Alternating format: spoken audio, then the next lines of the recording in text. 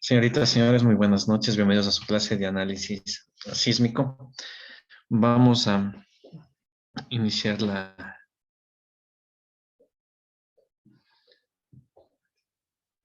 clase.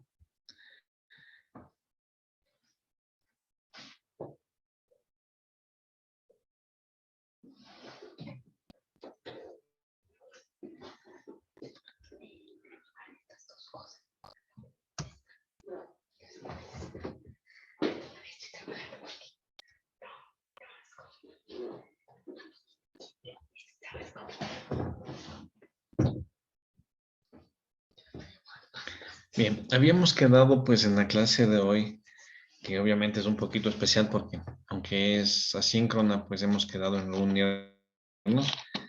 Pues vamos a tratar de ser lo más precisos posible.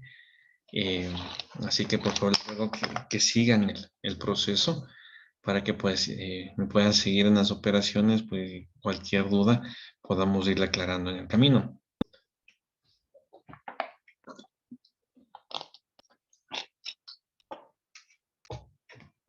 Bien, entonces, propiedades dinámicas de estructuras en el espacio. Vamos a arrancar con el ejercicio. Y tenemos aquí pues el ejercicio propuesto. Sea la estructura de edificación que se indica en la figura, pues calcule las propiedades dinámicas de la misma. Tenemos, miren la planta.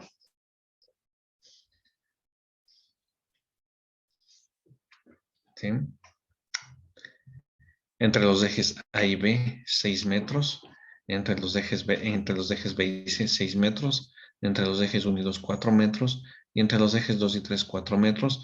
Nos dice que es una estructura de edificación para un centro educativo de hormigón armado con un F'C de 240 kilos por centímetro cuadrado y un FY de 4.200 kilogramos por centímetro cuadrado. Dos pisos, como es evidente en la figura en 3D, con altura de entrepiso de 3 metros.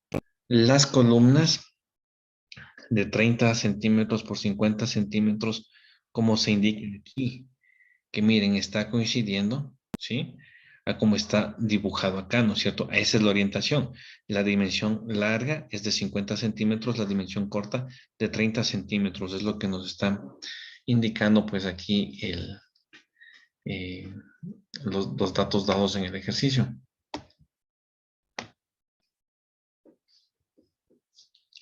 Las vigas de 25 por 40, dibujadas de esta forma, pues indica base 25, altura 40, ¿no? Entonces,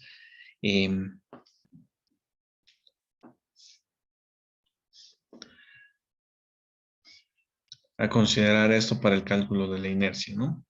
Entonces, está aquí dibujado en 3 dimensiones la edificación, ¿sí?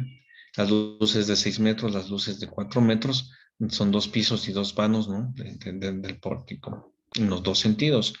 Las cargas, pues en el piso 1 nos dice que tenemos valorada una carga muerta de 0 igual 0,80 toneladas por metro cuadrado, carga viva L 0,22 toneladas por metro cuadrado, y el piso 2 D igual a 0,80 toneladas por metro cuadrado, y una carga viva L de 0,15 toneladas por metro cuadrado, ¿sí? Y adicionalmente se nos indica, miren aquí en la derecha está el piso 1, ¿sí? El piso 1, pues tiene un agujero, ¿sí?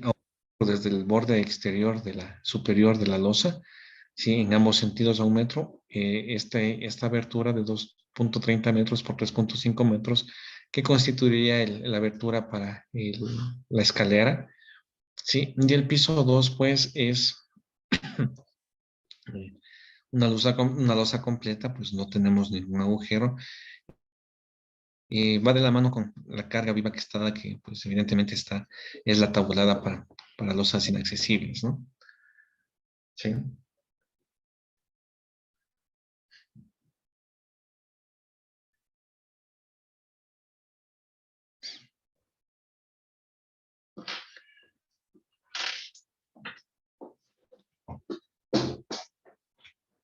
Bien, ¿alguna pregunta sobre el enunciado?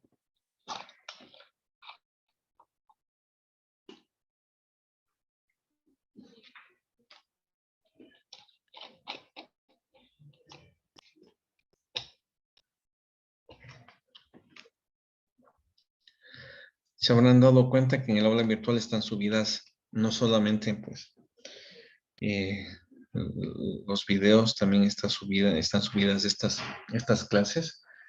Está subida la de ayer, las dos últimas clases. Voy a subir esta también al terminar esta sesión, ¿no? Para que pues por favor lo tengan como referencia. ¿Bien? Ok, miren, si quiero calcular las propiedades dinámicas de esa estructura, ¿sí? Al igual que en el plano, ¿qué es lo que necesito?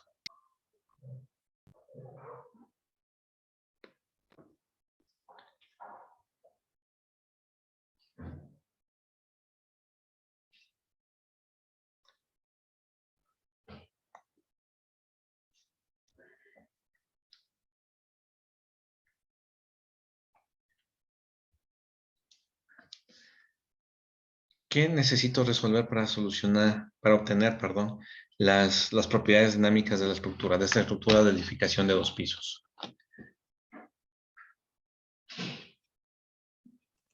La matriz de rigidez espacial. Lo que tengo que resolver es el problema de valores y vectores propios, ¿sí? El problema de valores y vectores propios,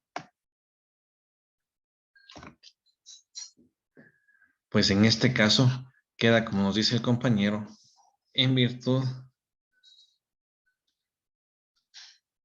de la matriz de rigidez espacial, KE, menos lambda por la matriz de masas para análisis sísmico espacial, multiplicada por el phi vector igual al cero vector. Entonces, miren, ¿qué es esto? El problema de valores y vectores propios, o el problema de autovalores y autovectores, ¿no? Sí, como quieran llamarlos. Problema de valores y vectores propios. Entonces, debo solucionar este problema, ¿sí? Pues, para poder calcular las propiedades dinámicas. Entonces, ¿qué es lo primero que debo obtener? La matriz de rigidez espacial. ¿Qué es además que debo, el otro parámetro que puedo calcular? La matriz de masas por análisis sísmico espacial. Con eso, pues, puedo ingresar a resolver el problema de valores y vectores propios, en donde obtengo lambda y phi, que pues justamente es lo que me permite el cálculo de las propiedades dinámicas, al igual que lo que hacíamos en el plano. Entonces, paso 1, vamos a calcular la matriz de rigidez espacial. Para el cálculo de la matriz de rigidez espacial habíamos establecido un procedimiento, ¿no? En la clase teórica, pues habíamos definido que teníamos un procedimiento. ¿Cuál es el procedimiento?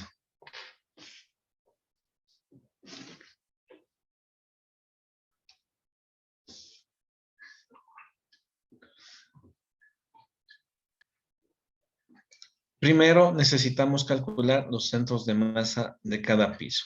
Habíamos dicho que el centro de masas coincide con el centroide, con el centro geométrico.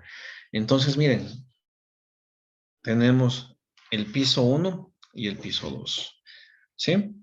El piso 1, pues aquí con su abertura, como lo habíamos dado en el enunciado, y el piso 2 es completo. Entonces, del piso 2 no es mayor problema, ¿sí? Del piso 2 solamente tendría que calcular ¿qué?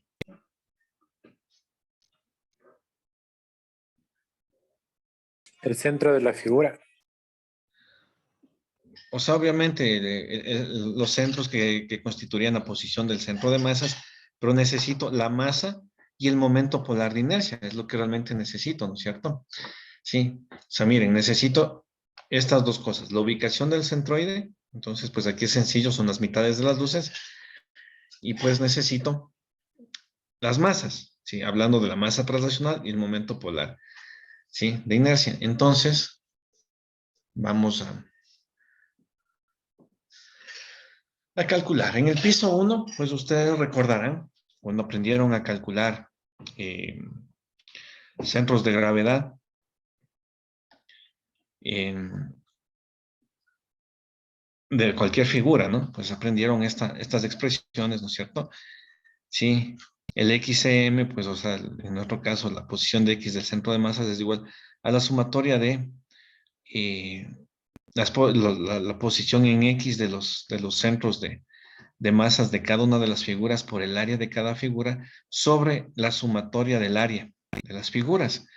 Y pues en el caso de Y, igual, ¿no es cierto? Salvo que es la sumatoria de las ordenadas de las distancias a los centros de masas de cada figura en Y multiplicados por el área sobre la sumatoria de las áreas. Sí, esta fórmula pues recordarán que proviene de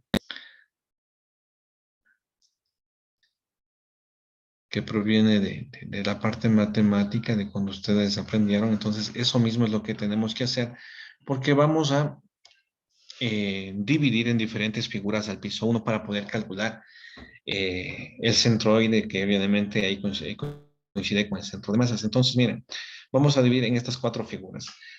Básicamente, de la forma que decida, voy a tener cuatro figuras, entonces yo la he dividido así. La figura 1, sí, este rectángulo grande de la parte inferior. La figura 2, este rectángulo pequeñito al lado de la abertura del agujero. Eh, este rectángulo de figura 3 a la derecha del agujero. Y pues este rectángulo también superior que está denominado como figura 4. Entonces lo que se les recomienda, ¿sí? Es hacer esto, miren. ¿Sí? Piso 1 y hacemos este cuadrito. En este cuadrito obviamente vamos a poner figura 1, 2, 3 y 4. Hemos dividido en cuatro figuras, entonces van las cuatro figuras y al final las sumatorias. ¿Sí? ¿Qué calculamos primero? ¿Sí?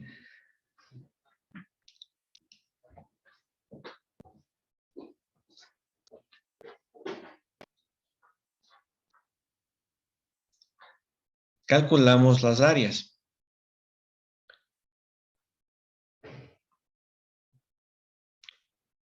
¿Sí? Entonces, el área de la figura 1, miren, 12,50 por 5 metros, ¿sí? Me da 62,5. De la figura 2, 1 metro por 2,30 me da 2,30 metros cuadrados, ¿sí? De la figura 3, tengo 8 metros por 2,30 me da 18,40 metros cuadrados. Y de la figura 4 tengo pues 1 por 12,50, 12,50 metros cuadrados, que me da como sumatoria el área total 95,70 metros cuadrados. Con estas áreas, pues debo determinar los pesos. Entonces,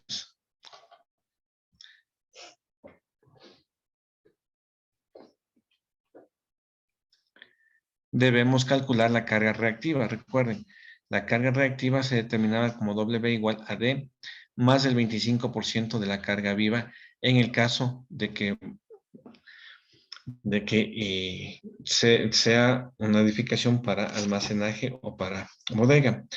Aunque está definido, miren, como un centro educativo, ¿sí?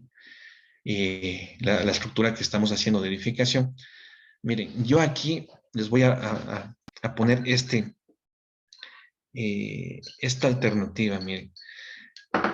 Como habíamos hablado ayer, la normativa ecuatoriana de la construcción, la NEC, en su acápite 6.1, en su acápite, perdón, 6.1.7, en donde nos determina la definición de la carga reactiva por sismo, pues, y al igual que cualquier otra especificación, lo que nos está indicando son mínimos, o sea, requisitos mínimos en definitiva. ¿Sí? Entonces, miren, me dice que en términos generales es de la carga reactiva y solamente me da esta opción casos especiales que dice almacenaje o bodega. Sin embargo, miren, como diseñador, ¿sí? Yo puedo irme más arriba de la norma, nunca más abajo, nunca menos que la especificación mínima, pero sí puedo, bajo mi criterio técnico, pues poner más que la normativa. Entonces, miren, yo eso les estoy mostrando que se podría hacer. Yo aquí estoy diciendo, miren, es un centro educativo, por lo tanto va a tener gran concentración de carga viva, ¿sí? Y entonces, como diseñador, yo estoy diciendo, bueno, no me voy a conformar como carga reactiva solamente con W igual a D, sino voy a poner el 25% más de la carga viva, ¿sí? Entonces, miren, razonamientos como estos, como ingenieros civiles, como los técnicos, podemos hacerlo, sí, pero como les digo, o sea, siempre en más, si lo amerita, si nosotros por la condición de la estructura vemos que hay que ser un poco más conservadores, darle mayor seguridad, pues podemos irnos sobre la especificación técnica, o sea, en más de la especificación técnica o la especificación mínima que da la normativa, nunca en menos, reitero. O sea, yo no puedo decir aquí, como es una vivienda unifamiliar, en lugar de poner D, voy a poner el 75% de D. No, eso no puedo hacer. Si no puedo poner menos de lo que me dice mínimo la normativa. Pero aquí la normativa me estaría diciendo, sí, que puedo poner D, pero yo estoy poniendo 25 más de la carga viva porque al ser un centro educativo que va a funcionar 16 horas al día lleno de estudiantes, pues yo estoy considerando que hay una alta concentración de carga viva, por lo tanto, probabilísticamente, podría el momento que venga un sismo, un terremoto, podría estar pues con concentración grande de carga viva y por esa, por mantenerme con ese rango más de seguridad, pues estaría contemplando esto. Entonces, calculo 0,80 es la carga muerta de, y pues sumo el 25% adicional de carga viva que es 0,22, dejándole el W1, la carga reactiva del piso 1, como 0,855 toneladas por metro cuadrado. Del piso 2, pues simplemente es una losa inaccesible, entonces ahí sí yo decido, ¿no es cierto? Solamente W es igual a D, por lo tanto W2, la carga reactiva del piso 2, quedaría como 0,80 toneladas por metro cuadrado, solamente el valor de D.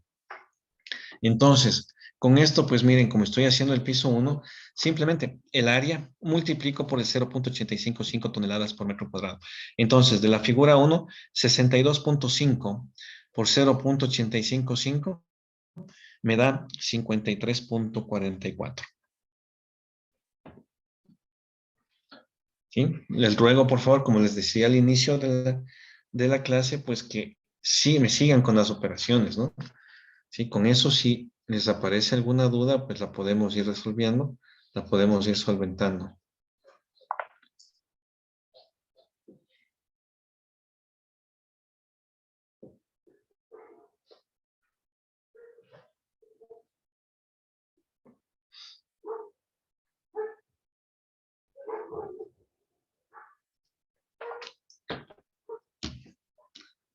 ¿Sí?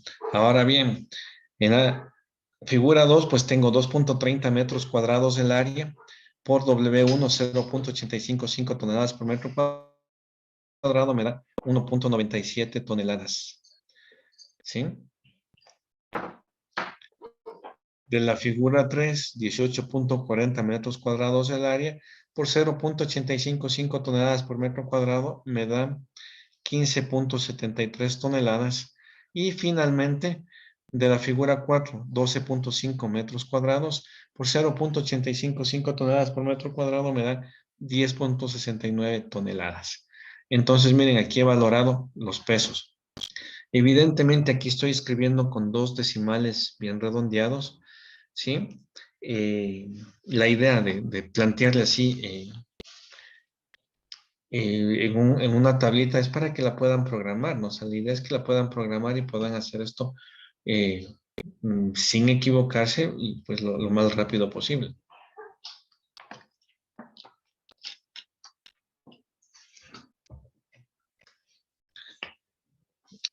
Teniendo esta columna, la columna del peso, pues simplemente divido por la gravedad, por 9,8 y obtengo las masas.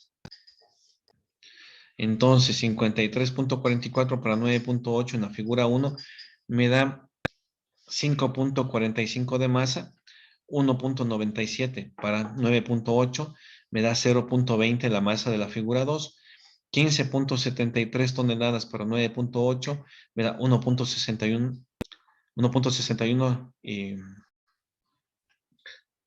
toneladas segundo cuadrado sobre metro, ¿no es cierto? La masa de la figura 3, y 10,69 toneladas dividido para la gravedad, para 9,8 metros por segundo cuadrado me da 1,09. ¿Sí? Como masa de la figura 4. De esta columna sí me interesa la sumatoria, entonces si sumo las masas de la figura 1, 2, 3 y 4, pues tengo la masa de todo el piso 1, que está aquí, 8,35 toneladas segundo cuadrado sobre metro. ¿Para qué me interesa la masa total del piso 1?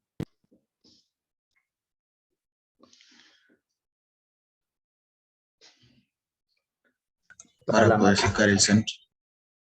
Para la matriz de masas, ¿no? Sí. Para la matriz de masas me interesan estos valores.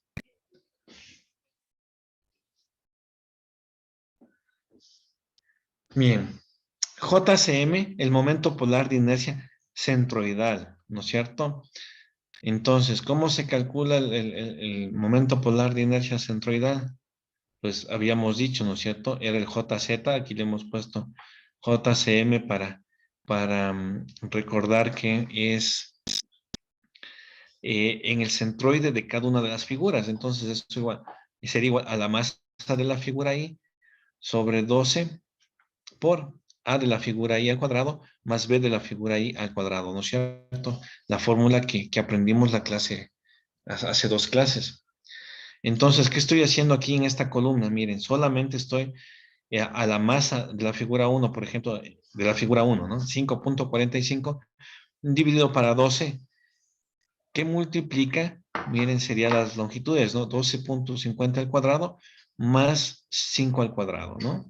Entonces, a esa suma de los cuadrados le multiplicamos, reitero, la masa de 5.45 y dividimos para 12 y me da este JCM, sí, el momento polar de inercia centroidal de la figura 1, me da 82.36.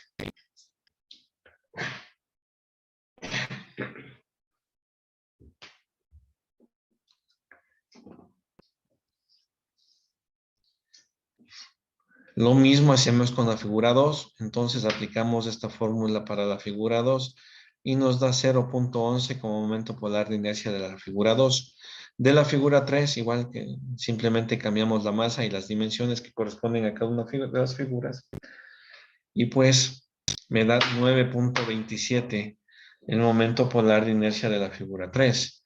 Y de la figura 4, que tengo una masa de 1.09, me da un momento polar de inercia de 14.29.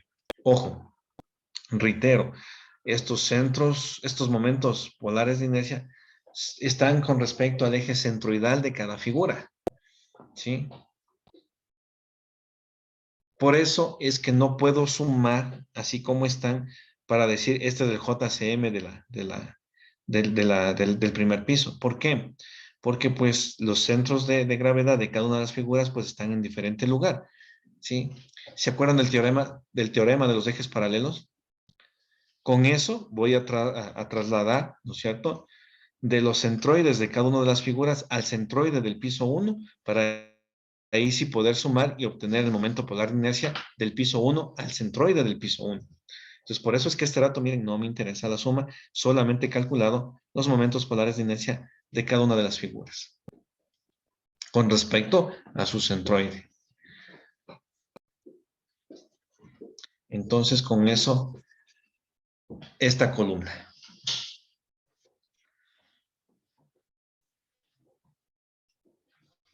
Bien. Para definir, pues, X raya y Y raya, que son las posiciones de los centroides de cada una de las figuras, tengo que establecer cuál es mi origen. Entonces, miren, aquí le hemos colocado en la esquina inferior izquierda de la losa, ¿no es cierto?, del piso 1. Entonces, desde ahí, estableciendo eso como origen, pues tengo que tengo que escribir aquí la posición de cada uno de los centros de masas de las 4 figuras. Miren, entonces, por ejemplo, el centro de masas o el centroide de la figura 1, ¿a qué distancia estaría? Miren, en X, la mitad de 12.50, 6.25. 6.25. En Y, 2,5. la mitad de 5, 2.5. Entonces, miren, eso es lo que estamos escribiendo aquí. Miren, en X 6.25, en Y 2.50. ¿Sí? Entonces, solamente estamos colocando aquí la posición, ¿no es cierto?, respecto a este origen, las coordenadas, ¿sí?, abscisas y ordenadas, de la posición de los centroides de cada una de las figuras, ¿sí? Hemos dividido en 4 figuras, entonces de las 4 figuras. ¿sí? Entonces, miren. De la figura 2, pues miren, resulta que sería 0,50 en X, 6.15 en Y.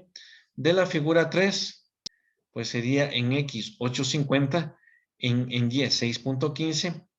De la figura 4 en X 6.25 y pues 7.80, ¿no es cierto? La posición acá del centroide. Si gustan, miren, podemos comprobar la Y, porque la de 6.25 es la mitad de 12.50, ¿no es cierto? El rectángulo es toda la longitud. Y aquí sería 5 más 2.3 son 7.3 y más la mitad que sea la mitad del rectángulo para la posición del centroide, pues 7.80, ¿no? Que es lo que está escrito aquí. ¿Sí?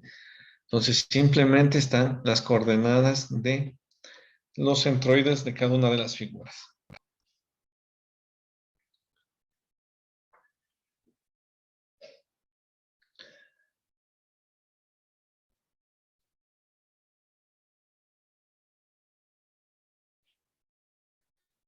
El área, esta columna es la que primero habíamos calculado, ¿no es cierto? Es lo primero que calculamos de aquí, de la figura. Entonces, esto ya estaba calculado. ¿Qué es lo que necesito? Miren, necesito, en esta columna es la columna de X raya multiplicado por el área, coloco aquí. ¿Sí? Entonces, 625 por 62.5 me da 390.625. ¿Sí? Aquí,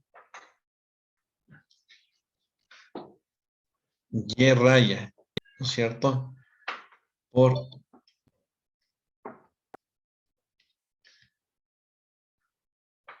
el área y pues coloco en esta columna, ¿no es cierto? Y raya por el área. Entonces, 2.5 por 62.50, 156.250.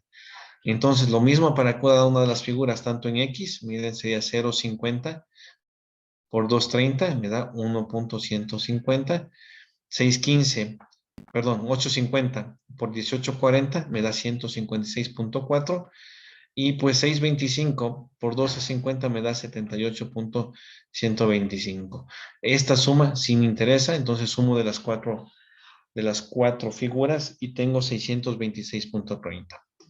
De Y, pues era 250 por 62.50, el 156.25.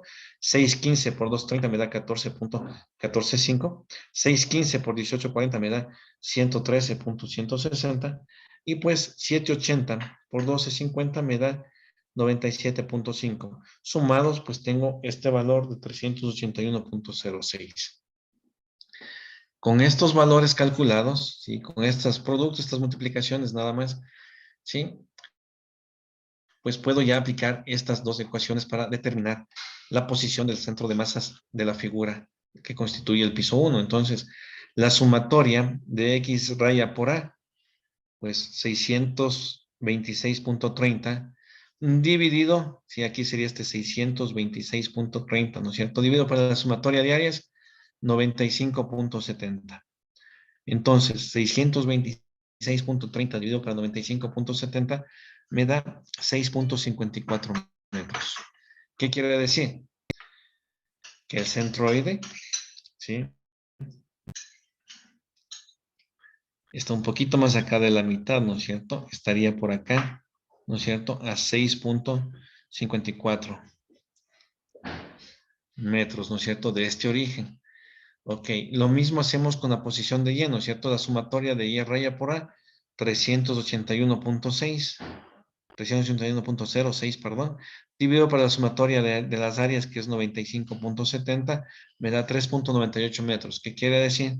Que acá me da pues cerca de 4, o sea, me da más o menos por aquí el centro de masas del piso 1, ¿sí? ¿Qué implica? Una posición, ¿no es cierto?, de 6.54 metros y 3.98 metros, ¿sí?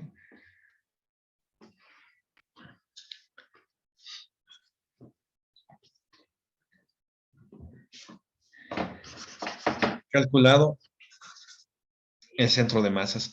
Pero, miren, el centro de masas es lo que necesitamos para la matriz de rigidez espacial. ¿Sí? Pero miren, ya tenemos calculada la masa. ¿Sí? Lo único que queremos... Se me echó el rollo. Bien. Queremos aprovechar la tablita que tenemos aquí para de una vez calcular el momento polar de inercia alrededor del centro de masas, porque pues, recuerden que pues lo que tenemos calculado acá es el de cada una figura al centro de masas de cada figura. Entonces aplicamos el teorema de los ejes paralelos y tenemos este J, perdón, CM total, que implica el JCM, ¿no es cierto? El JCM de cada figura más la masa de cada figura, ¿sí? Por la distancia al cuadrado. ¿Cuál es la distancia al cuadrado? Pues justamente es la distancia del centroide de cada figura al centroide del piso 1. Entonces, esta distancia, ¿sí? Se define como la raíz de XCM menos X raya al cuadrado en cada figura, más YSM menos Y raya al cuadrado de cada figura. O sea, estamos aplicando Pitágoras. ¿Por qué? Porque miren, no importa la posición del centro de masas de la figura, por decirles algo acá del 3, miren, ¿sí? La distancia es esto, ¿no es cierto? Entonces, si resto el XCM menos el XCM3 y acá el YSM menos el YSM3, pues tengo los catetos. Entonces, como recordarán Pitágoras, es la distancia, pues constituiría la hipotenusa, que sería igual a la raíz de la suma de los cuadrados. Es justamente lo que está expresando esto. Entonces, miren, así podemos programarle. Como está elevado al cuadrado, no importa si está al un lado o al otro lado del centroide del piso 1, pues siempre me va a dar positivo y no voy a tener problemas de sacar la raíz. ¿Sí? Entonces, por lo que estoy calculando es eso, ¿no es cierto? Estoy aplicando el teorema de los ejes paralelos.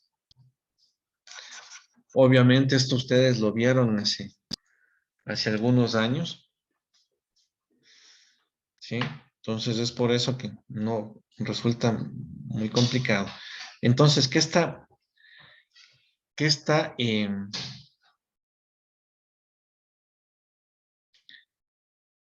escrito aquí en la columna esta de D cuadrado? Pues justamente está esto, ¿no es cierto? Sí, está el valor de la raíz de, pues, XM menos X raya al cuadrado más YSM menos Y raya al cuadrado, pues, la raíz, y obviamente elevado al cuadrado porque necesitamos este cuadrado. Entonces, eso hemos hecho para la figura 1, la figura 2, la figura 3 y la figura 4. Hemos hecho, sí, para todos. Si gustan, podemos comprobar el valor de la figura 1, ¿no es cierto? A ver, vamos a poner esto, sería así, miren. Este D es el de acá, ¿no es cierto? Es lo que estamos calculando. Entonces, por ejemplo, en la figura 1, el X raya es 625, ¿no es cierto? Estaríamos aquí justo en el centro y 2.5 aquí en el centro, ¿no es cierto? El G de la figura, pues es un poquito más arriba, este sería el CM1. Entonces, miren, ¿sí? Lo que necesito, pues, son los dos catetos para que se pueda calcular D. Entonces, miren, ¿qué tengo? La posición, ¿sí? Bueno, D, pues, sería igual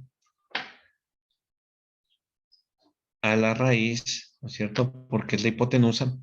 Sería, aquí tengo el XG, sería 6.54, menos el X raya, 6.25 al cuadrado, más el YCM, ¿no es cierto? El del todo el piso 1, que sería 3.98, menos el Y raya, que sería 2.50 y todo esto al cuadrado. ¿Sí? Obviamente necesito D al cuadrado, por lo tanto, pues puedo omitir el radical, ¿no es cierto? Entonces sería 6.54 menos 6.25, eso al cuadrado,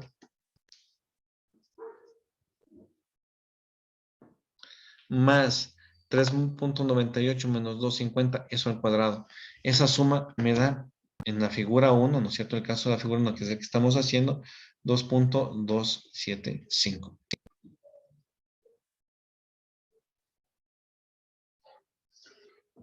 Como en esta tablita, pues podríamos haber programado, pues simplemente se estarían tomando los valores y nos podrían salir estos, ¿no?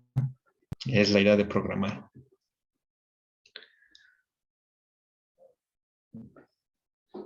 Entonces, pues dicho esto, es igual, ¿no es cierto? La distancia entre el CM, el centro de masas de la figura 2, y pues el G o el CM del piso 1 total, nos da 41.191, ¿sí? Esto es al cuadrado, ¿no? La distancia al cuadrado. De la figura 3, pues de igual manera, ¿no es cierto? La distancia al cuadrado entre el centroide del piso 1 y de la figura 3 me da 8.551. Y pues de la distancia al cuadrado de la figura del piso 1 y de la figura 4, pues nos da 14.677. Simplemente aplicando esta ecuación.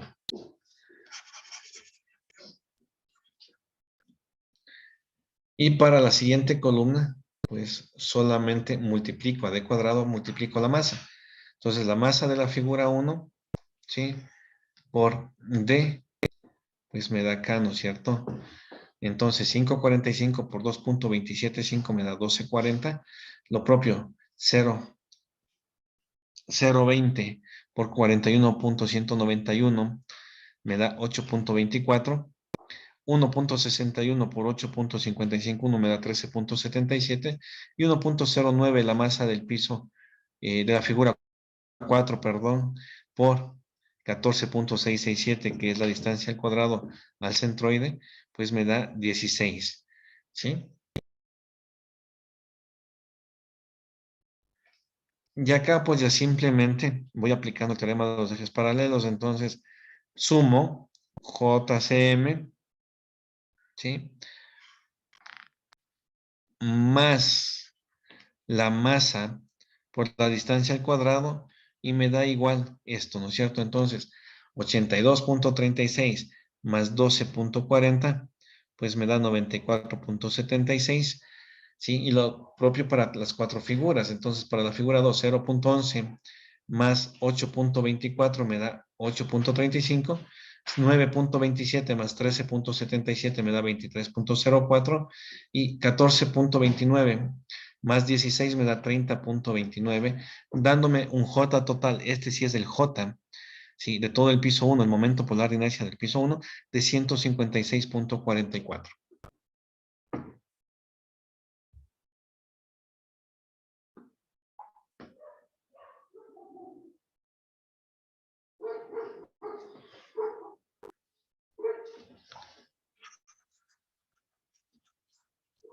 Señor Paredes, dígame.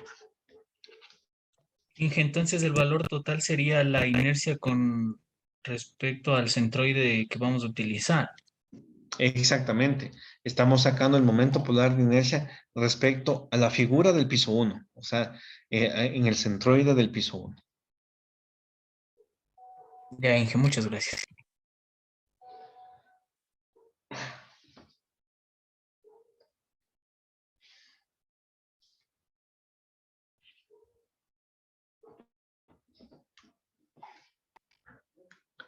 Bien. Del piso 2 no nos resulta muy complicado, pues, ¿no es cierto? Ya habíamos dicho, aquí, pues, el CM está simplemente a 6.25, que sería la mitad, y acá, pues, sería a 4.15, ¿no es cierto? Que es lo que está aquí, ¿no es cierto? Aquí CM 6.25 y el CM 4.15. La masa, pues, constituye el área, ¿no es cierto? De 12.5 por 8.30, ¿no es cierto? Eso sería el área. Sería por 0.80, tengo el peso, la carga reactiva, y dividido para 9.8, me da 8.47, ¿no es cierto? Para el piso 2, ¿sí? Y pues el J2, el J del piso 2, pues simplemente sería esta masa de 8.47 ¿sí? Dividida para 12, ¿sí? Que multiplica a 12.50 al cuadrado más 8.30 al cuadrado. Entonces, este es el J2, ¿no? Entonces, simplemente, aquí me da bastante sencillo. ¿Por qué? Porque es un rectángulo, ¿no? Entonces, no tengo mayor inconveniente con el piso 2. Y con el piso 1, pues, ya tengo acá, ¿no es cierto? ¿Sí? Entonces, ¿qué he calculado? Los centros de masa de cada piso, pero he aprovechado para de una vez calcular todo lo que me hacía falta para la matriz de masas también, ¿no? Ya tener hecho un solo cálculo. La idea de esto, pues la idea realmente de esto sería programar esta tablita para que puedan eh, hacerlo rápido, como les decía, en Excel. Inclusive resulta fácil programarle eh, para un agujero, ¿no es cierto? Evidentemente, si hay cambios, pues tendremos que ir adaptando a la realidad específica de la estructura, pero pues ya las operaciones internas de la tablita pues no tendrían mayor inconveniente de generarse, ¿sí? Ok.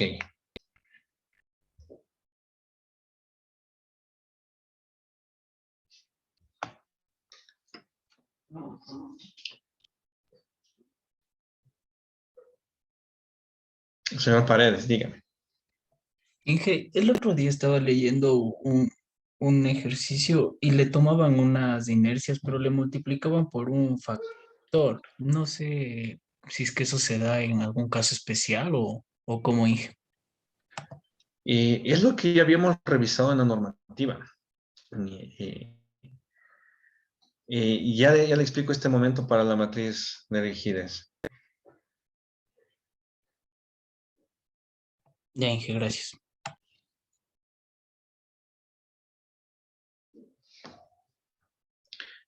Bien, miren, el paso 1, ¿no es cierto? Le hemos llamado 1.1, el cálculo de los centros de masas, pues está hecho.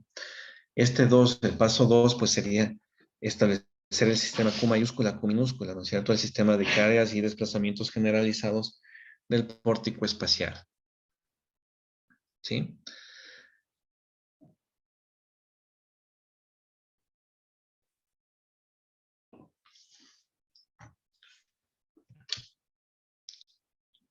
He tratado aquí, déjenme le habilito al lápiz. Miren, de esquematizarles, miren, está dibujado pues el pórtico en el espacio, pero hemos escrito pues los ejes que estaban en la planta. Entonces, miren, por eso queda esquematizado así la columna como estaba dibujada en la planta. ¿Por qué le estoy esquematizando así? Porque ustedes recuerden la definición de inercia. ¿Qué era la inercia? No quiero el texto largo que suelen tener los libros de física, ¿no?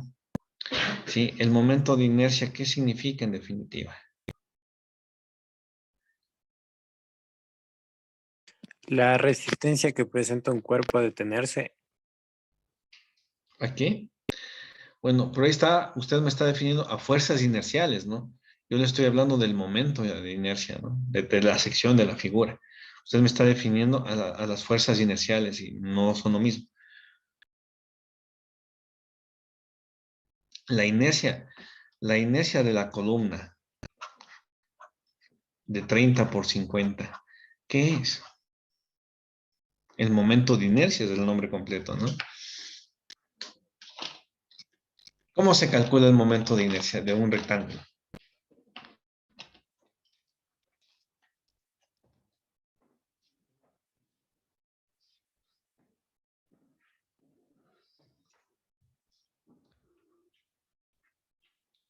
Obviamente estamos hablando del momento de inercia centroidal, ¿no es cierto? Obviamente ese es el que siempre calculamos. Si tengo un rectángulo y les pido la inercia de esa figura, ¿sí? ¿Cómo se calcula?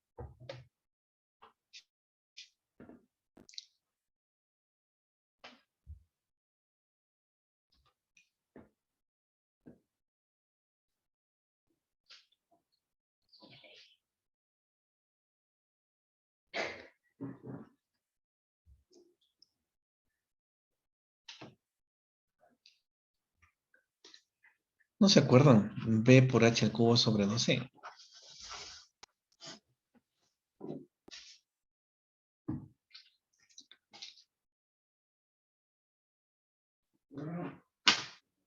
El momento de inercia de una sección rectangular.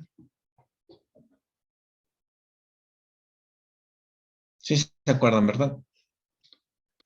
Solamente que es viernes, casi 8 de la noche, entonces espero que solo sea eso.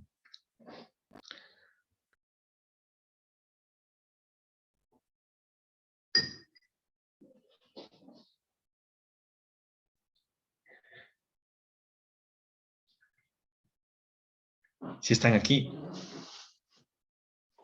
Sí, Inge. Sí. Si están aquí o si se acuerdan que ese es el momento de inercia para una sección rectangular. Las dos cosas. Espero que sí. Que obviamente esto es muy básico, ¿no? Es mucho, muy básico. Sí.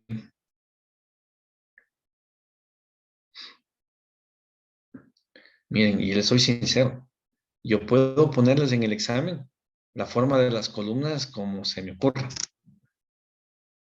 Y no me van a poder decir que no saben calcular las inercias. ¿Y por qué les puedo poner así? Porque en la realidad ustedes podrán encontrarse, ¿sí?, columnas de cualquier forma. Para eso mismo aprendimos todo esto en las materias básicas, en el bachillerato.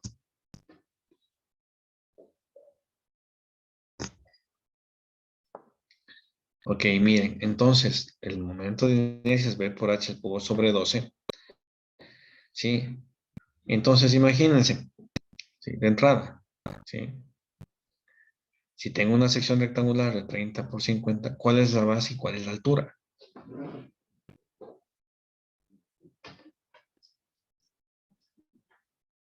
Porque estoy en el espacio y tengo pórticos en los dos sentidos. Tengo pórticos en el sentido X y tengo pórticos en el sentido Y.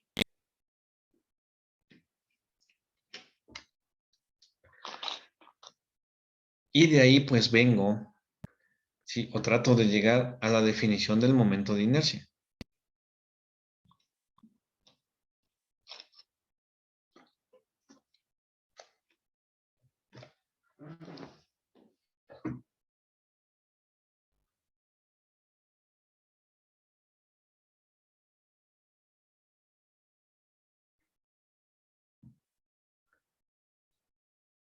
Bien, el momento de inercia es la capacidad que tiene la sección de oponerse al giro, de oponerse a la rotación.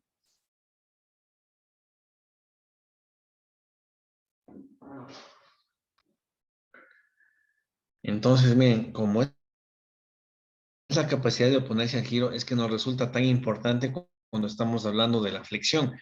¿Por qué? Porque los momentos flectores, ¿qué están tratando de hacer? De flejar los miembros, y al flejar los miembros, ¿qué están causando? Giros. Entonces, es por eso que es tan importante el momento de inercia, ¿sí?, las inercias que les decimos así a secas, porque evidentemente eso nos da la capacidad que tiene la sección, pues, de oponerse al giro que está tratando de generarse al deformarse la estructura. Por eso es que inclusive en las rigideces siempre está la inercia.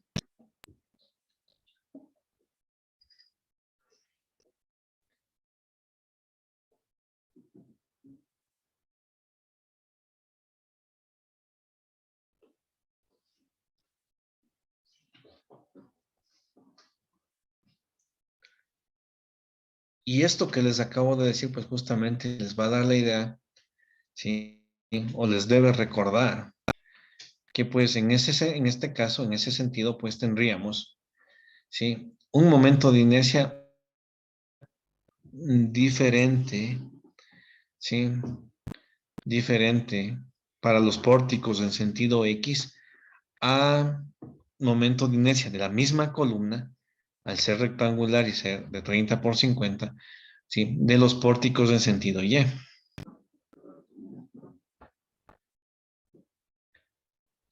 Entonces, eso es la primera cosa, ¿no?, que el señor Paredes me preguntaba, de las inercias. La primera cosa es que debo calcularle adecuadamente según el sentido del pórtico. La segunda cosa es que la normativa, ¿sí?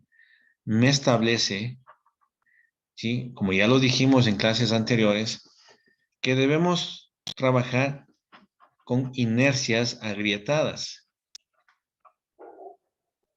Esto ya lo dijimos, ¿sí? Justamente cuando hablábamos ya de los modelos matemáticos y hablamos de las inercias agrietadas, habíamos dicho que el I que escribíamos en las expresiones de las rigideces, de las matrices de rigidez de miembro, eran un factor por la inercia gruesa, ¿sí? Porque eran las inercias agrietadas. Ojo, la normativa nos pide trabajar con inercias agrietadas, ¿sí? Para el análisis sísmico, exclusivamente.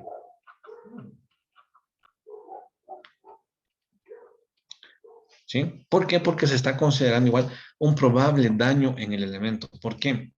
Porque se ha visto en las investigaciones sobre el material, ¿sí? Sobre el concreto reforzado, que a veces se generan microfisuraciones desde el núcleo hacia afuera.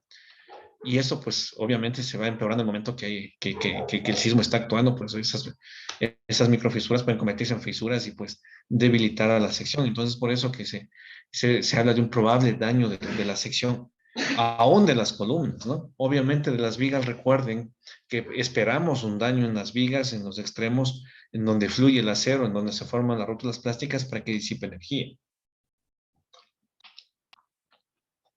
Entonces, las inercias agrietadas, pues habíamos dicho que para el caso de vigas, la inercia de la viga sería igual a 0,50 al 50% de la inercia gruesa de viga. Y para el caso de columnas, sería 0,80, el 80% de la inercia gruesa de las columnas. ¿Sí? Entonces,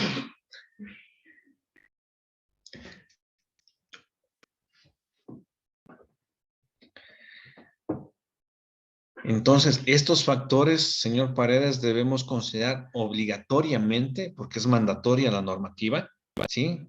Obligatoriamente nos toca considerar aquí para calcular la matriz de rigidez en el cálculo de las inercias.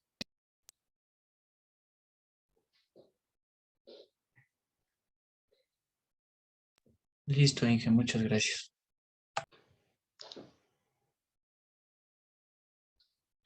Y bueno, volvemos al tema básico, ¿no es cierto?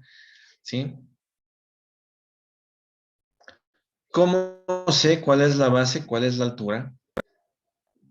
¿Sí? Según el sentido del pórtico.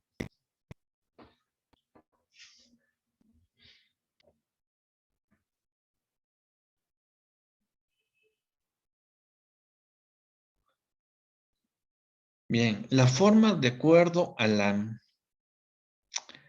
la teoría justamente de los momentos de inercia, pues implicaría, ¿no es cierto? Que si esta es la sección, ¿no es cierto? Este es el rectángulo,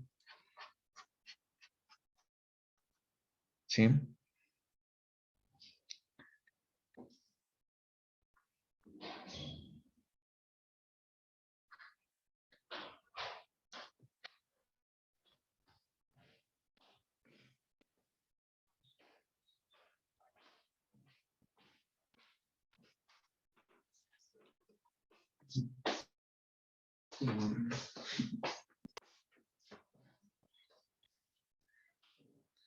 Miren, estoy dibujando nada más lo que está aquí en la columna, ¿no es cierto? La columna tiene esa orientación. El sentido largo estaría coincidiendo con X, ¿no es cierto? Los 50 centímetros. Y el sentido corto estaría coincidiendo con el eje Y, los 30 centímetros, ¿no es cierto? Primero, miren, el pórtico A. Hablemos del pórtico A. Miren, este pórtico que le voy a rayar. Sí, miren, aquí está identificado que es el pórtico A. Es este pórtico del fondo. ¿Sí? Los momentos flectores para ese pórtico A, o sea, los momentos que se llamarían flectores en ese pórtico A, ¿alrededor de qué eje estarían rotando? ¿De X o de Y?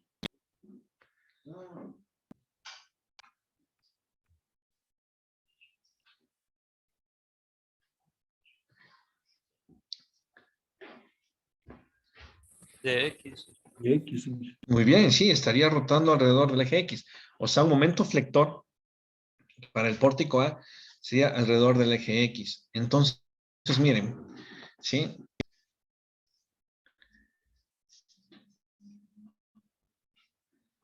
¿Sí? ¿Qué me dice la teoría? ¿Sí? Que la base, ¿sí? La base, bueno, antes de eso, miren, si el momento flector está alrededor del eje X, ¿sí? La inercia, ¿sí? de la sección, ¿no es cierto? Que es la que se va a oponer al giro, que va a generar este momento alrededor del eje X, pues es justamente ese, ¿no es cierto? ¿Sí? Es justamente la que debe actuar en ese pórtico, es esta inercia, ¿no es cierto? La que se opone al giro alrededor del eje X. Entonces, ¿qué me dice la normativa? No, la normativa, perdón, la teoría. Me dice que la base es la dimensión paralela al eje alrededor del cual se produce el giro. Entonces, si el giro es alrededor del eje X, ¿sí? La base.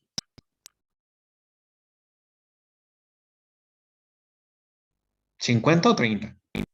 50. 50. 50, muy bien. 50. Entonces, miren, para el pórtico A, el pórtico B y el pórtico C que tienen la misma orientación, la base, miren, está escrito aquí, la base sería 50, la altura 30. De las columnas, ¿no? Las vigas todas son 25 por 40, no hay inconveniente. ¿Sí? ¿Qué sucede? Pero, voy a cambiar de color, ¿no es cierto? Miren, para los pórticos 1, 2 y 3, ¿sí? Los momentos flectores, si el pórtico 3, por ejemplo, voy a borrarle primero al pórtico A que le habíamos señalado. Ahora señalémosle al pórtico 1, 2 o 3, pues obviamente como son paralelos, resulta igual este análisis. Entonces, miren, en este caso el pórtico 3, ¿no es cierto? Los momentos flectores alrededor de qué eje serían, de X o de Y. De Y. De Y, ¿no es cierto? Entonces, el giro es alrededor del eje Y, entonces la inercia es la capacidad de oponerse a este giro. Y pues la teoría nos dice que la base sería la paralela al eje alrededor del cual existe el giro. Entonces, el giro existe alrededor de Y, entonces la base sería la paralela sería 30 o 50. 30. 30. Entonces, miren, para el pórtico 1, 2 y 3 que tienen la misma orientación, la base sería 30, la altura 50. Entonces, fíjense, miren, como el rectangular es lógico que tenga mayor capacidad de oponerse al giro en un... ¿Sí?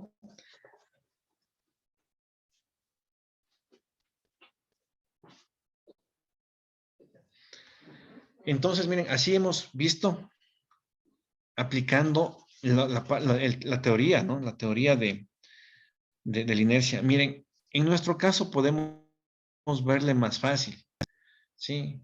Porque, miren, podemos decir que la base es la dimensión perpendicular al sentido de análisis. ¿Cuál es el sentido de análisis de los pórticos 1, 2 y 3? El sismo sería así, ¿no es cierto? Coincidiría con X. El sentido de análisis, obviamente, entonces es X. ¿Sí? Entonces, la perpendicular, la dimensión perpendicular a X, ¿cuál es? 30, ¿no es cierto? 50. Entonces, para el pórtico 1, a ver, la perpendicular al sentido de análisis, el sentido de análisis es X porque estamos en los mismos pórticos 1, 2 y 3. Mira, el pórtico que está señalado, el sismo, sería este, ¿no es cierto? El sentido de análisis, o sea, coincide con X, el sentido de análisis del pórtico 1, 2 y 3 sería X.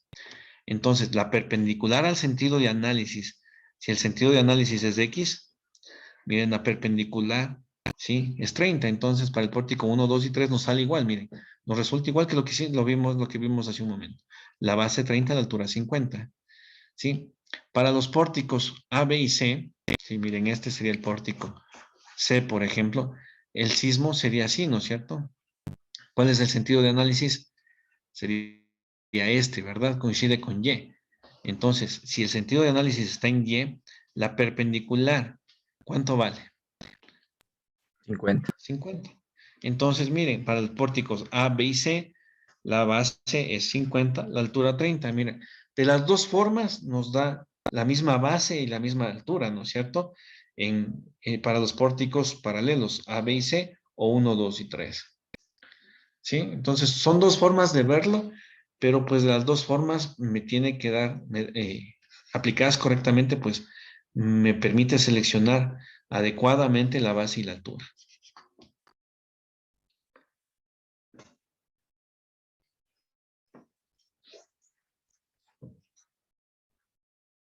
¿Sí?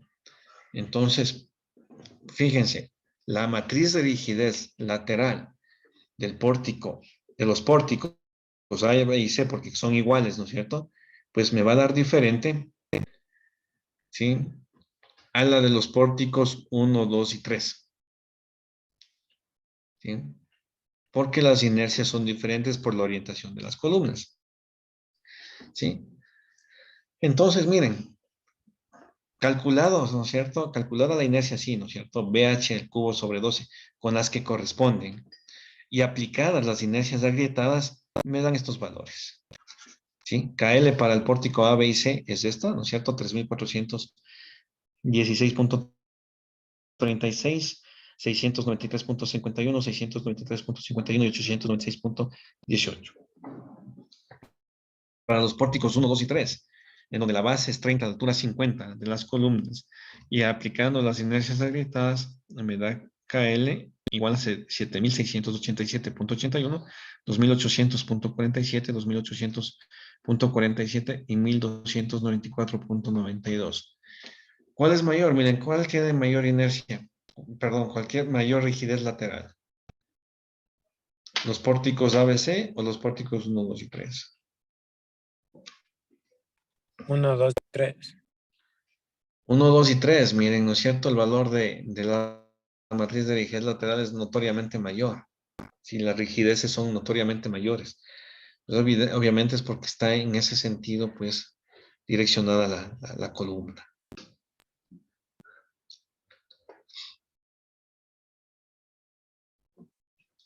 Por eso también, fíjense, que es un acierto que estén orientadas así las columnas en donde están las dimensiones más grandes. Miren, el pórtico 1, 2 y 3 son los que tienen mayor longitud, ¿no es cierto? Entonces, esa orientación pues justamente está favoreciendo, ¿no? Tienen mayores longitudes, pero también pues tienen eh, mayor rigidez, entonces vamos a tener un buen comportamiento.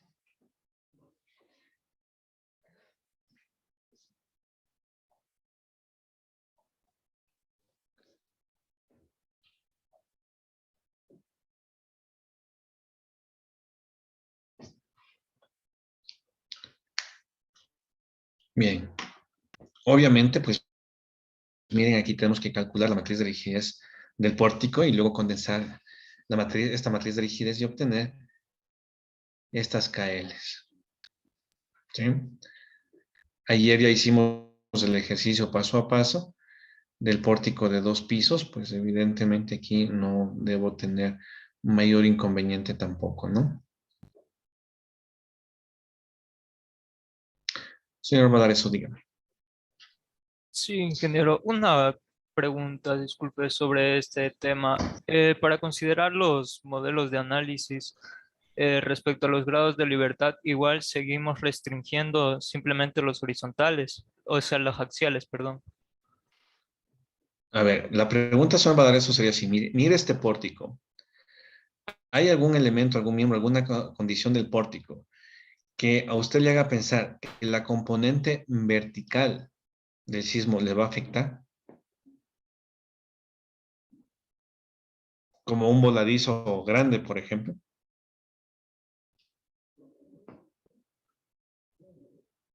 No, me parece que no.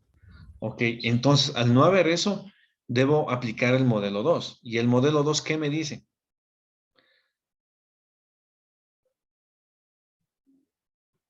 Que ¿Qué considera podría solo la utilizar? componente horizontal del sismo.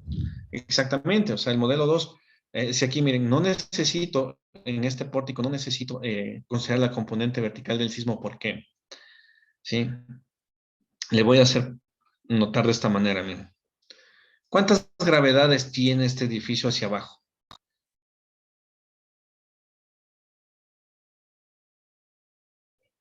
Señor Valdareso, ¿cuántas gravedades están actuando sobre este edificio?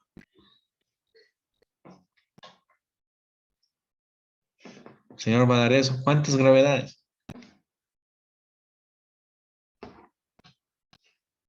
No le ¿Se fue el señor entiendo. Si me Valdareso? puede preguntar me puede replantear por favor la pregunta porque no la entiendo. A ver. ¿Se acuerdan lo que es la fuerza de gravedad? ¿O el efecto de la gravedad? Sí, Está actuando en en todo lo que está sobre la superficie de la Tierra, ¿verdad? ¿O a usted no le está afectando la gravedad? sí, sobre. ¿Sí o no? Sí, eso. Ok, fíjese que esto es de- ni siquiera es bachillerato, es educación básica, ¿no es cierto? Ahí les explican la fuerza de gravedad. Y entonces, mire, sobre usted, sobre todas las cosas está actuando esta fuerza de gravedad que nos mantiene sobre la superficie de la Tierra, ¿no es cierto? Entonces, ¿cuántas gravedades está actuando sobre el edificio? ¿Cuántas gravedades está actuando sobre usted? Una sola. Una sola, ¿no es cierto? Una gravedad. Entonces, una gravedad actúa sobre usted, una gravedad actúa sobre este edificio, ¿no es cierto? ¿Qué es lo que le mantiene? La fuerza de gravedad es una vertical hacia abajo que está manteniendo en la superficie de la Tierra del edificio. Bien, miren, la normativa nos llama a considerar, ¿sí? Nos llama a considerar la componente vertical del sismo como 2/3 de la componente horizontal, ¿sí? Entonces, imaginémonos, señor Valareso, que obviamente estamos aquí en Riobamba y que estamos haciendo este edificio sobre el mejor suelo, sobre roca, ¿sí? Para no entrar en amplificación del tipo de suelo. Estamos sobre roca. El mapa de peligrosidad sísmica me dice que la aceleración máxima sobre roca en Riobamba, ¿de cuánto es?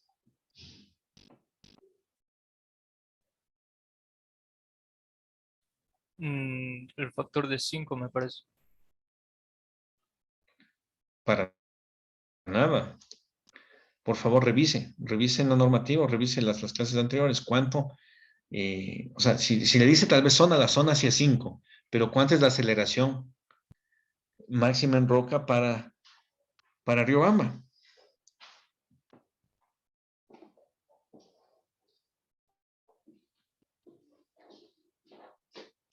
¿Algún compañero que le ayude? ¿Cuánto es la aceleración máxima en roca aquí, en la ciudad de Riobamba, según el mapa de peligrosidad sísmica del Ecuador?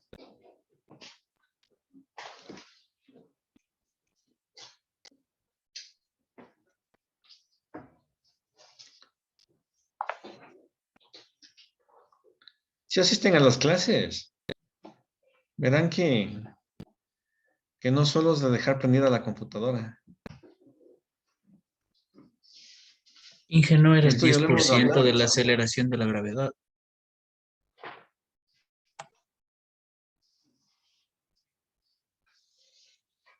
No.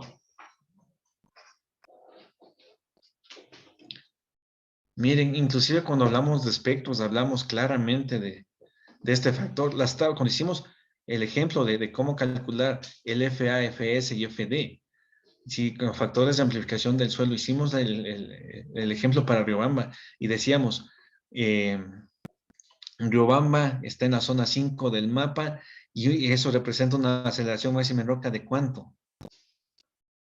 Vean que estamos a una semana de la evaluación y no me están respondiendo preguntas, cosas que hemos visto en estas 8 semanas.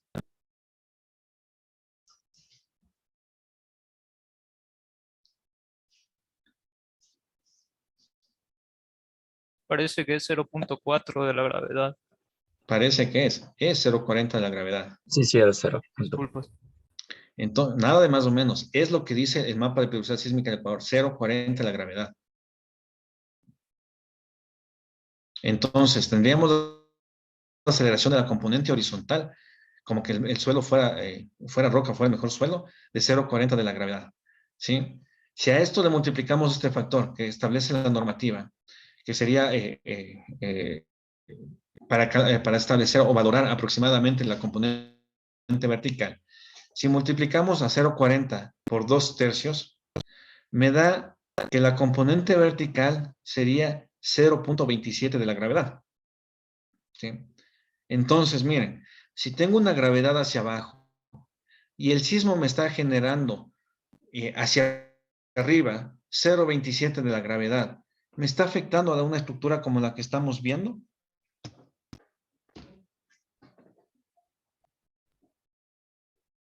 Tengo una No, gravedad hacia arriba y el sismo me está generando 0,27 de la gravedad hacia arriba. ¿Me está afectando? No, le está aligerando, ¿no es cierto? Sí, le está aligerando cuando esté hacia arriba. Cuando esté hacia abajo, le aumenta 0,27, pero recuerden que ante fuerzas gravitacionales tenemos un factor de seguridad acumulado de alrededor de 7. Entonces, miren, no le está generando ningún inconveniente. No necesitamos considerar la componente vertical del sismo. Ahora bien, si tenemos un edificio como el de UNASUR, que tiene un volado de 40 metros, evidentemente, miren, si es un voladizo y viene una acción sísmica que me genera una fuerza vertical hacia arriba o hacia abajo en el extremo del voladizo, ¿voy a tener o no voy a tener que considerar esa fuerza? Obviamente que sí, me va a generar grandes momentos flectores. Entonces, en ese caso, miren, es claro que debo considerar la acción vertical del sismo y ahí tendría que considerar modelo 1. ¿Por qué? Porque tengo voladizos enormes. En una estructura como la que estamos viendo, pues no, miren, la componente vertical pues no me estaría causando ningún problema. Entonces, ¿qué voy a hacer? Considero nada más el modelo 2.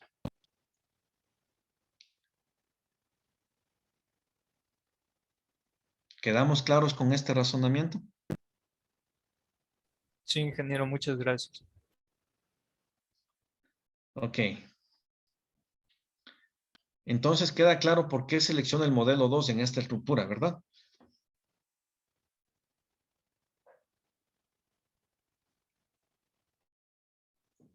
Y Sí, lo que les dije en clases, obviamente, miren, casos como el de UNASUR son muy, muy aislados, o sea, prácticamente el 99,99% o más de las veces, pues tendrán que seleccionar el modelo 2 porque la componente vertical pues no sería, no nos causaría afectación en la estructura, ¿no? ¿Por qué? Porque de alguna manera sí tenemos en mente, pues sí, ustedes fíjense, nuestras edificaciones sí mantienen eh, cierta regularidad al saber que estamos en zona de alto riesgo sísmico. O sea, sí configuramos de forma general, sí, en la mayoría de los casos, pues estructuras así regulares en planta y en elevación. Entonces, obviamente no voy a tener mayor inconveniente. Pero pues si ustedes son ingenieros y les contratan para hacer un edificio, el nuevo edificio de la universidad que va a ser muy especial, que se inventaron los compañeros de arquitectura, pues ya hacen voladizos enormes, pues ahí sí tendrán que considerar una estructura mucho más compleja y tendrán que considerar el modelo 1. Y evidentemente, miren, ¿por qué les digo que no es muy común? Porque eso generará estructuras más caras, más costosas. Entonces, por eso no es muy común. Pero evidentemente no quiero decir tampoco que nunca será, y por eso es que se les ha enseñado el modelo 1 para cuando tengan que aplicarlo, lo hagan.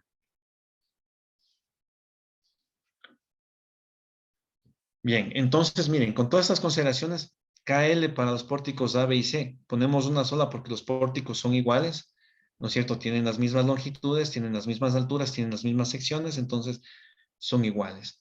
Entonces, igual el pórtico 1, 2 y 3 son iguales y por eso estamos mostrando una sola KL. Les voy a poner como tarea que comprueben estas KLs, ¿sí? Aplicando pues lo que vimos ya hace varias clases y el ejemplo hicimos la clase anterior, ¿sí?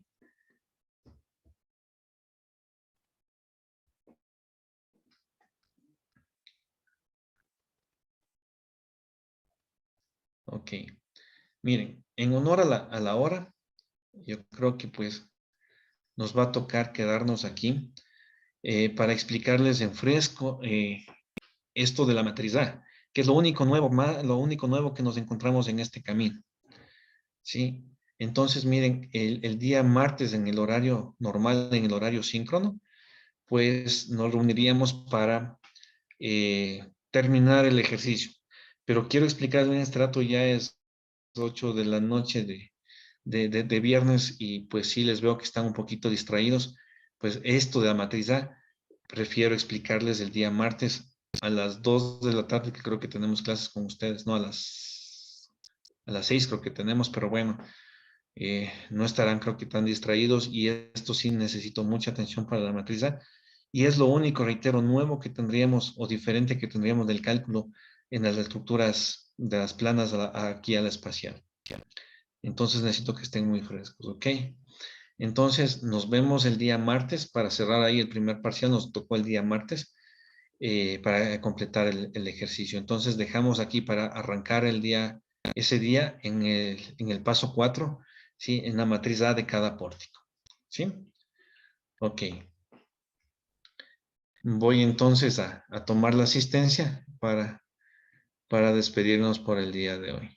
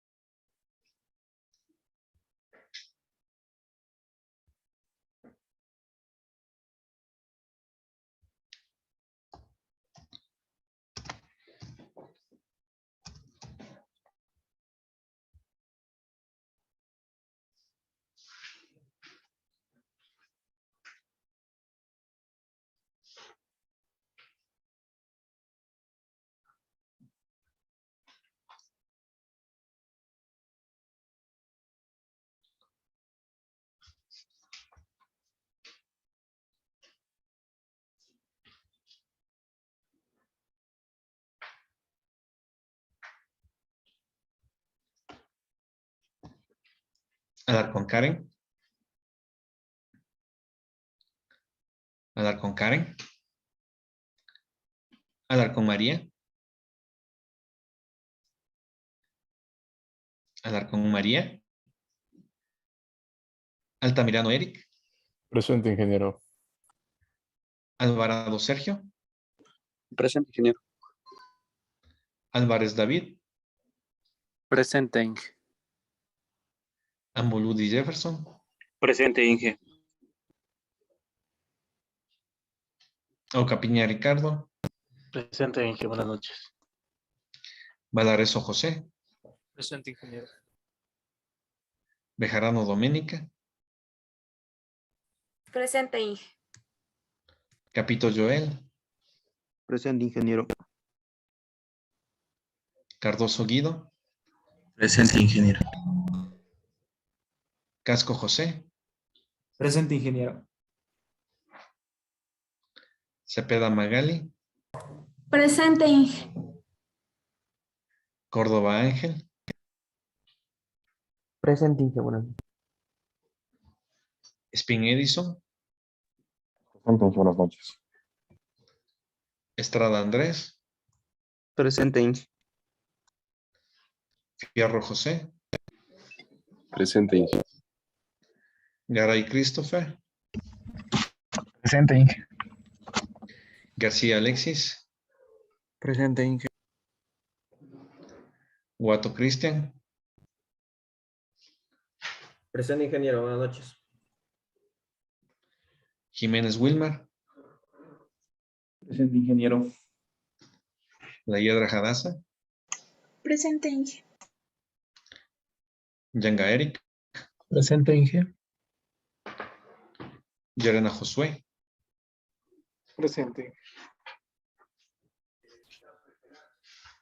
Yarena Helvis. Presente, Inge. Mayancha Daniela. Presente, Inge. Miranda José.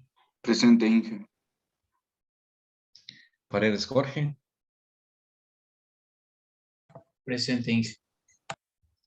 Parra Jefferson, Presente, Inge. Quispe Fabián.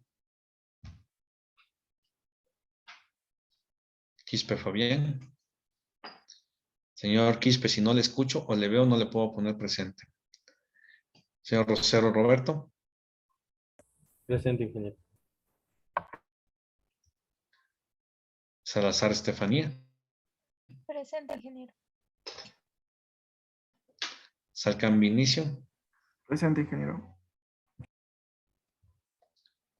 Sigua Steven. Presente, ingeniero. Silva Giovanna. Presente, Inge. Buenas noches. Sina Luisa Jeremías. Presente, Inge. Ulloa Brian. Presente, Inge. Vaca César. Presente, Inge.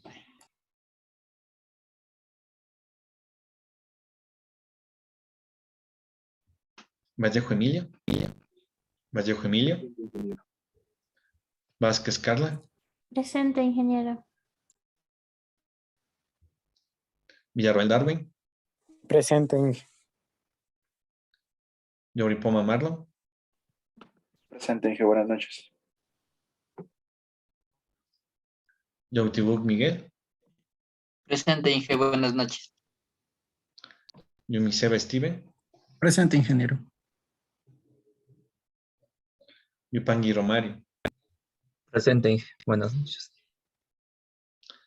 Bien, señoritas, señores, les agradezco mucho por su atención y que tengan una excelente noche y un excelente fin de semana. Nos vemos el día martes. Ingeniero, Gracias, Inge. Dígame. tengo unas preguntas. En el Moodle usted había habilitado dos asignaciones de tareas asíncronas, no sé qué. ¿De qué trata? Disculpe. Todavía no están puestas, por eso solo están habilitadas. Ya hoy en la noche les he de poner la tarea que realmente corresponde. Ah, ya. Por eso no está nada, con respecto- solamente está habilitado el espacio. Ya, Dígame. ya, ingeniero, gracias. Señor Quispe, dígame. Inge, buenas noches. Lo que pasa es que tenía problemas de audio en la compu. Me fue a configuración y ya le compuse. Ok, ya le puse. Ahora sí. Gracias. Entonces, ya en el transcurso de la noche, pues ya estará habilitado con lo que realmente es, solo está abierto el espacio en esas tareas, ¿no? No se preocupen, por eso están en blanco, no dicen nada. Bien.